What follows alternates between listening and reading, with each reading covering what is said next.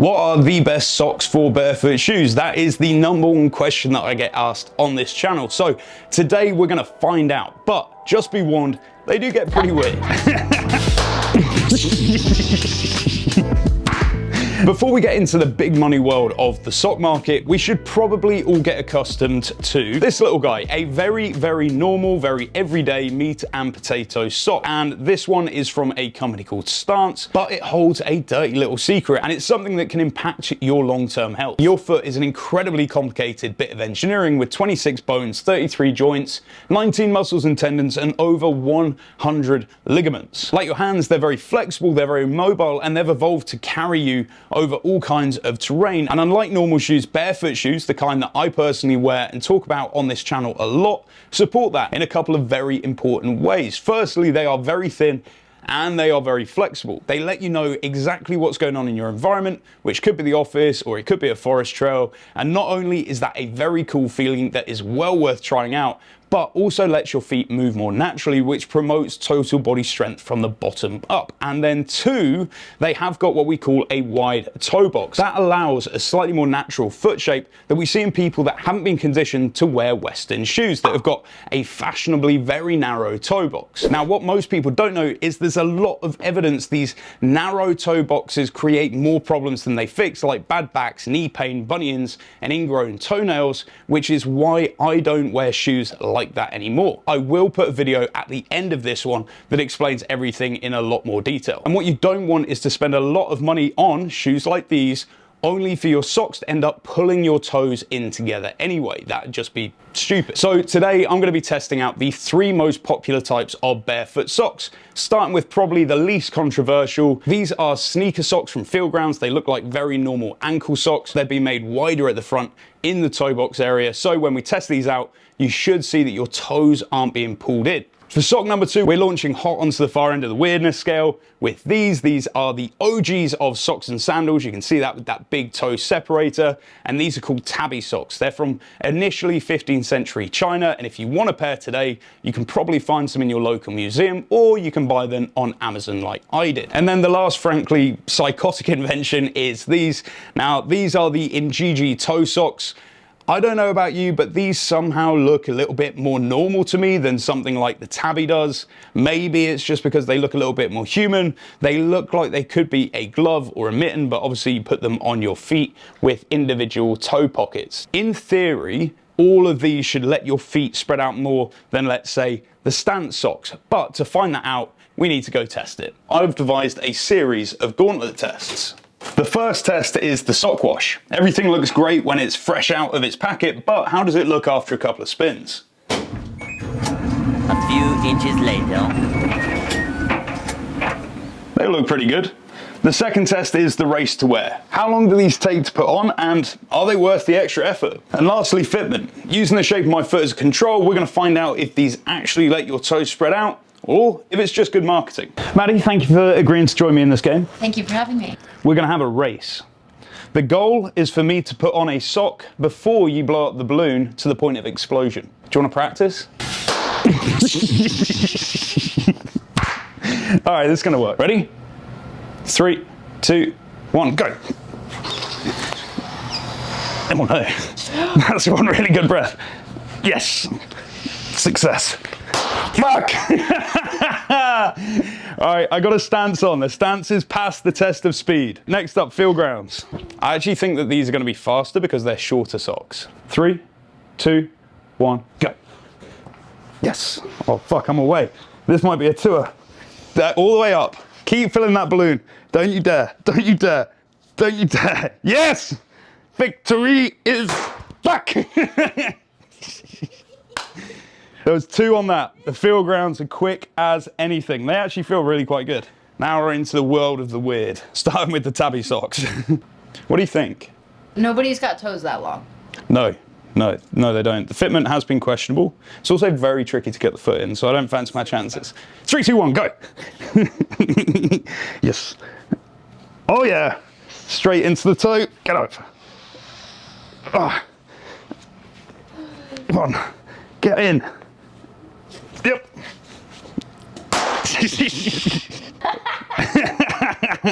Fit isn't great. kind of looks like your feet have Mickey Mouse ears. That's a weird flex. There's a lot of extra material at the top and on the toe, but this is all the way down into my toe gap. So, good for the house, maybe. Yeah, you're not wearing those out of the house. All right, we've got one last sock to test. It's the Njiji toe sock. These are actually trail sock versions as well, so they're way longer up the leg. And as you can see, there's not one, there's not two, there's 5 different toe compartments. And you are now a well-oiled balloon popping machine. 3, 2, 1, go. Oh, I missed my foot. This is starting as the hardest. Oh, all right. So this is where precision has to come in.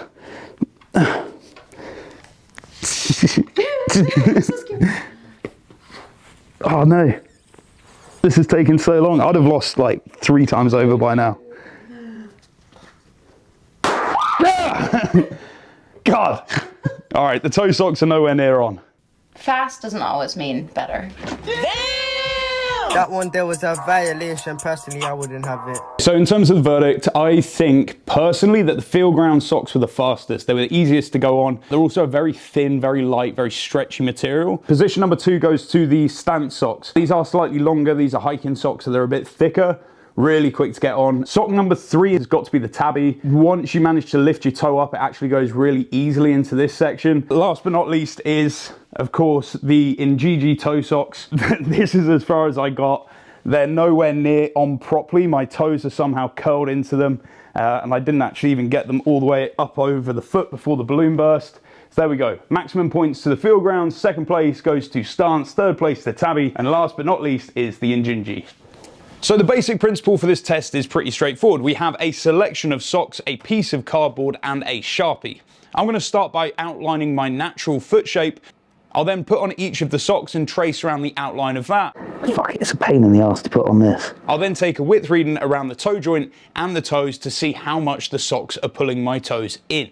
So there we have it. We've got our baseline, our natural foot. We've got the stance, the field grounds, the tabby, and of course the Njiji down at the very end. To my eye, I can't really see a difference at this point, so I'm going to get a tape measure and measure the distance in width between all of them to find out if they really do make a difference. So here's what we're going to look at. We're going to look at the widest point on the toe, and we're going to create 2 reference points. One's going to be the widest part of the little toe. On our natural foot, the width measurement is 107 millimeters. For the second reading, we're going to go from the outside of the little toe all the way into the widest point on the big toe. And the logic for that is if the socks are pulling the foot in and together, this distance here should be shorter. So on the natural foot, that distance is 108 millimeters. On the stance, 104 millimeters. That is 104 millimeters. The field grounds are 107 millimeters, 109 millimeters. The tabbies are 112, 115, and the Njinjis are also 112 millimeters. 112. Now these results are actually really surprising. In first place, we've got the tabby in terms of width. In second place, we have the Njinjis. Third place goes to the field grounds. Fourth place goes to the natural foot. And last place goes to the stance. And while those results might seem surprising to some, I actually think that there's a really simple explanation. The stance socks, which have got the greatest compression, have got elastic around the toe box, which explains why their result is so much smaller compared to the others. The natural foot on a surface like cardboard, my skin is actually going to find grip on this surface, and that's going to stop my toes fully spreading out, which is why it's positioned where it is. The field grounds are built like the stance socks, but with a wider toe box and less elastic around the toes. They're also made out of fabric, which is going to allow my foot to really sink into the surface, which is why they claim third place. As for the Njinjis, these have got absolutely zero compression in them whatsoever, and you can see a big difference in the numbers between those and the field grounds, a whole 6 millimeters. But the real dark horse is the tabby, and I don't think it deserves to be. Unlike the other socks, the tabby is made of a much thicker fleece material, and that's going to add a pretty significant amount of width to any reading that we take. If I was able to get hold of a pair of tabby socks that were just as thin as the field grounds,